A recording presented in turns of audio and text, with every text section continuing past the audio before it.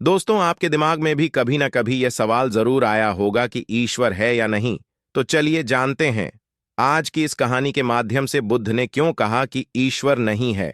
ईश्वर है या नहीं, और हर बार बुद्ध एक अलग जवाब देते थे। ईश्वर के बारे में पूछा गया यह सवाल आज भी पहेली है, और बुद्ध के समय में भी पहेली ही था। लोगों ने यह सवाल कई बार बुद्ध से पूछा, लेकिन बुद्ध कभी भी इसका सही जवाब नहीं दिए। एक बार की बात है, एक ज्ञानी पंडित गौतम बुद्ध का प्रवचन सुनने आया करता था, और वह पंडित उनकी बातों से सहमत भी था। वह मानता था कि गौतम बुद्ध एक ज्ञानी पुरुष हैं। एक बार बुद्ध ध्यान की मुद्रा में बैठे हुए थे, और वह व्यक्ति उनके पास गया और उनसे पूछा कि बुद्ध, कृपया आप मुझे बताएं कि ईश्वर है या नहीं। मेरी आपसे प्रार्थना है कि आप मेरे सवाल का मुझे सही जवाब दें। बुद्ध के बारे में यह कहा जाता है कि वह कभी भी किसी भी प्रश्न का सीधा जवाब नहीं देते थे। उनके हर जवाब में रहस्य भरा होता था। ज्ञानी पंडित ने कहा कि मुझे ईश्वर के बारे में आपसे जानना है, ईश्वर है या नहीं।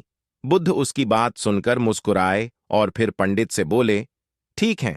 गौतम बुद्ध ने कहा कि मैं तुम्हारे सवाल का जवाब जरूर दूंगा, लेकिन उससे पहले मेरे कुछ प्रश्नों का जवाब आप मुझे दे दो। पंडित ने कहा, मैं बिल्कुल आपके प्रश्नों का जवाब दूंगा, आप कृपया प्रश्न पूछें। बुद्ध ने कहा कि क्या तुम सूर्य को मानते हो? पंडित ने बुद्ध की तरफ देखा और कहा कि यह किस प्रकार का प्रश्न है? मैं छोटा बच्चा हूं। आप जो मुझसे बच्चों वाला प्रश्न पूछ रहे हैं, सूर्य तो साक्षात प्रकट होता है और पूरी दुनिया को रोशनी देता है। धरती पर रहने वाले हर जीव को सूर्य से ऊर्जा प्राप्त होती है। सूर्य को तो हम रोज ही देखते हैं। दोस्तों, चैनल को सब्सक्राइब जरूर कर लें।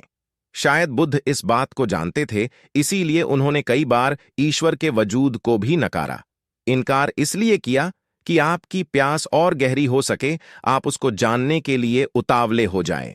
अगर बुद्ध ईश्वर के बारे में सीधे सीधे कह दें, तो भीड़ आसानी से उनकी बात मान जाएगी, और ऐसे ही हमने धरती पर ना जाने कितने ही ईश्वर और भगवान को जन्म दे दिया है। ऐसा लगता है कि ईश्वर ने मनुष्य को नहीं बनाया, बल्कि मनुष्य ने ईश्वर को पैदा किया है।